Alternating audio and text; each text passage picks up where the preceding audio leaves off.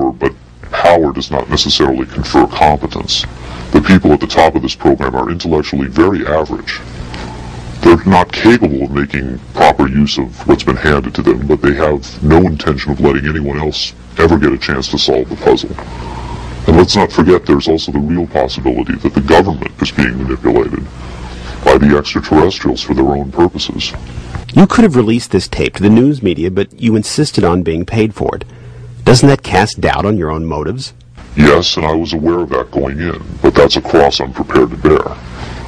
I find it disgusting that the most important event in human history is being kept secret simply because certain unimaginative officials have the power to do so.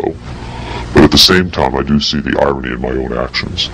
All I can say is, had I had the choice, I would not have insisted on profiting from this revelation, but since by lifting this veil I've endangered not only my career, but possibly my life, I felt the need for some small measure of monetary freedom to deal with any eventualities.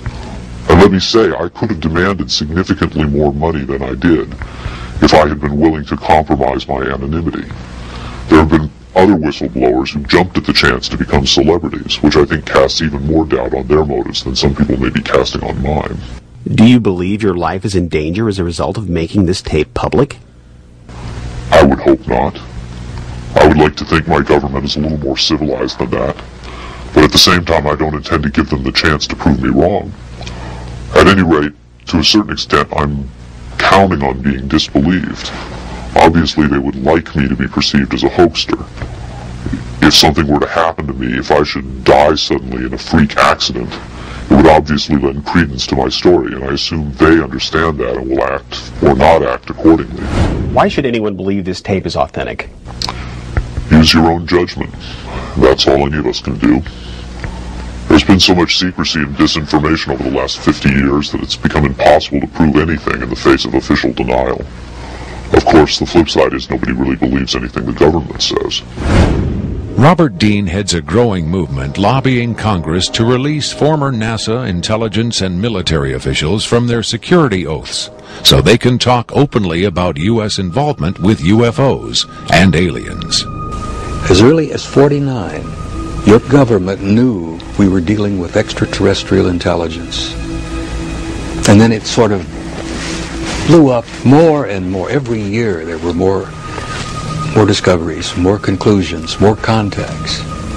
And as you probably know, we have indeed retrieved crashed hardware, and we have reverse engineered it, and we have indeed been flying some of that hardware in this base not too many miles outside of Nellis, near Las Vegas.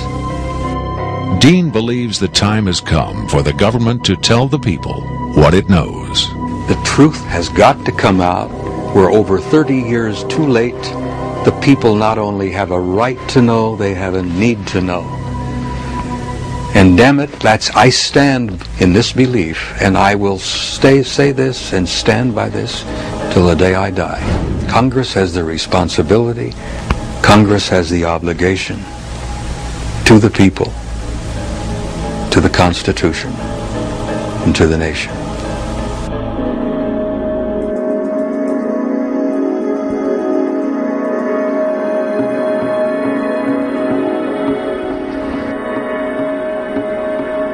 Did this alien die? I can't answer that with certainty. I do know the interviews came to an end. Whether the being died or was retired, and I don't mean that in the spy thriller sense of having it killed, I mean retired from the interview process. I just don't know. I'm fairly certain it didn't go home, at least not in the physical sense. But these beings, they don't seem to be very concerned about dying or avoiding death. Why do you think that is?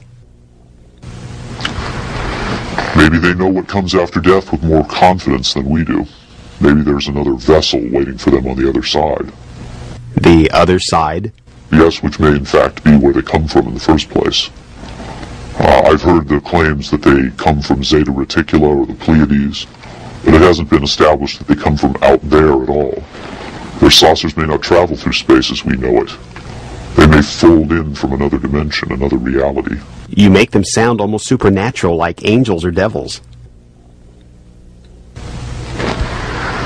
Supernatural is just a term for aspects of nature we don't understand. For many people, they certainly do serve the functions of both angels and devils, forces we can't comprehend. Have you had enough of me? I think I've earned my money.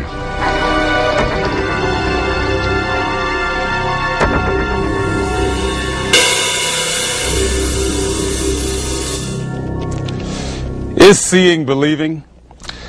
Can the images on this little tape really be what Victor claims?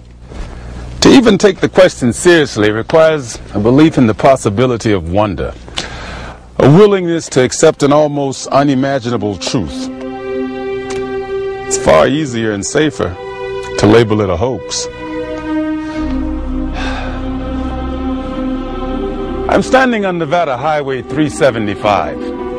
America's official extraterrestrial highway, redesignated last year by the legislature in acknowledgement of the worldwide fame that has become attached to this desolate spot. Beyond those mountains is Area 51, the most widely discussed secret place on Earth. Whether as a hoax or mind-expanding revelation, this alien interview is now a part of the Area 51 legend. There will come a day when the secrecy at Area 51 ends. When that day comes, then we will know whether this tape was real and what the true motive was for its sudden appearance. Until then, we can only speculate, investigate, and hope.